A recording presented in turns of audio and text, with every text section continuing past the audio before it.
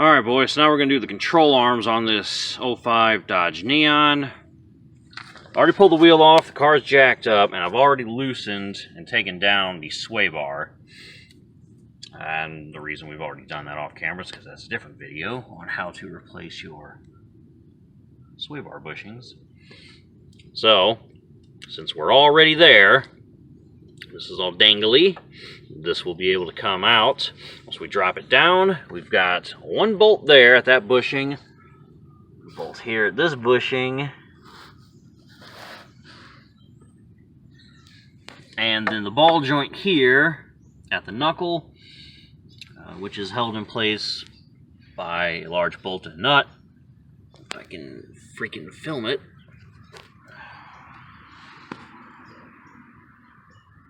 Bolt a nut, and that's at a pinch joint, so you just, after we take that loose, just wiggle it free a little, and then our ball joint will drop out, and then we can get this thing out of here. Put the new one in, and then that should stop our clunking. And if that doesn't, the sway bar bushing should. One of these things we're replacing should stop the clunking. Okay, boys, got the bolt. Can you fucking see it? There we go. Bolt nut off at the ball joint. That is an 18mm on both sides, so you'll need two 18mm. Now this big son of a bitch, bolt goes in from this side, and then way underneath here, you'll see this hole. Up in there is the other 21. So it's 21 on both sides. You need to have two 21s. So I did was I took this big 21 and shoved it up through that hole and held on to this dude. Which has this weird thingy, so it kind of goes up and then goes in place. I guess that kind of locks it in place, maybe. So maybe you don't even need this to hold it. Maybe it holds itself in place, possibly. So I'm thinking you don't even need the other 21. You might just need one 21. But I held it on here because I didn't realize this thing was attached that would kind of hold it up in that in the part of the frame, but whatever. And then this big son of a bitch is a 24mm. So I penetrated the fuck out of it with some liquid wrench.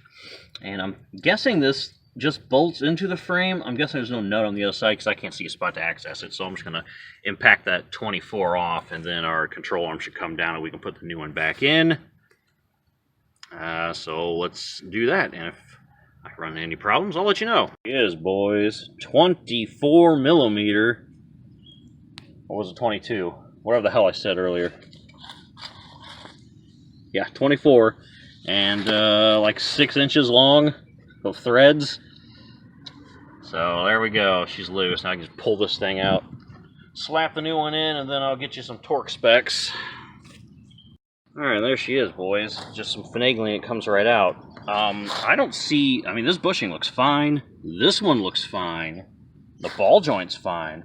So that must not have been the source of our clunking. It must have been those bushings on the sway bar, which we would have been done with already if we wouldn't have snapped that fucking bolt off. And then we would have known because we could have test drove it first.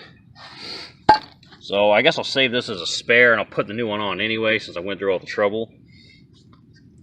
But there's nothing wrong with this. This ball joint is fine. It's not flopping around. I can't move it by hand.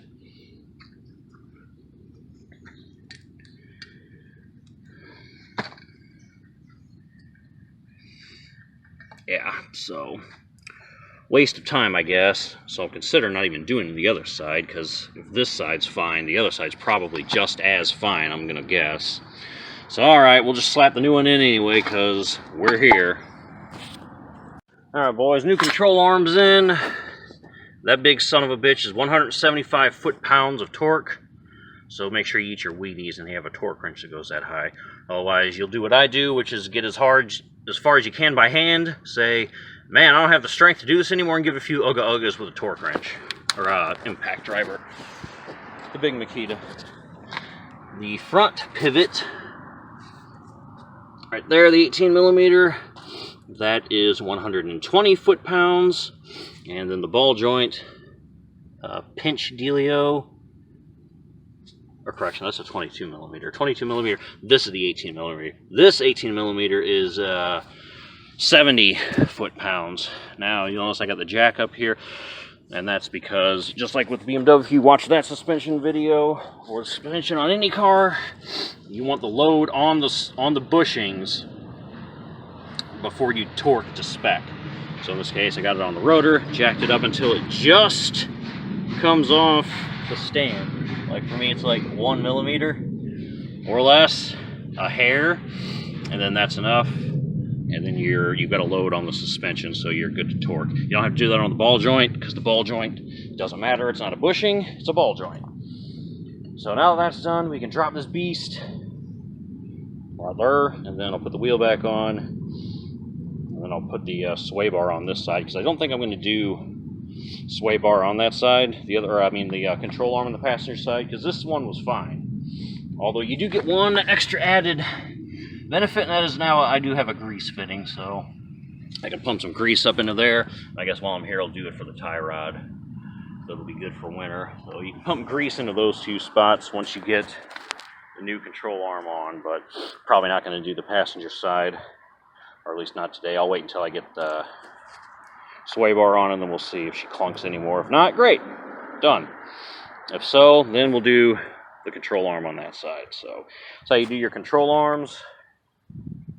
On your 2005 Dodge Neon, the passenger is going to be pretty similar to the driver. The only difference is you have to take, I showed you that, I think maybe on that other video, but that torque strut right there, because that's in the way of you getting to your bolt.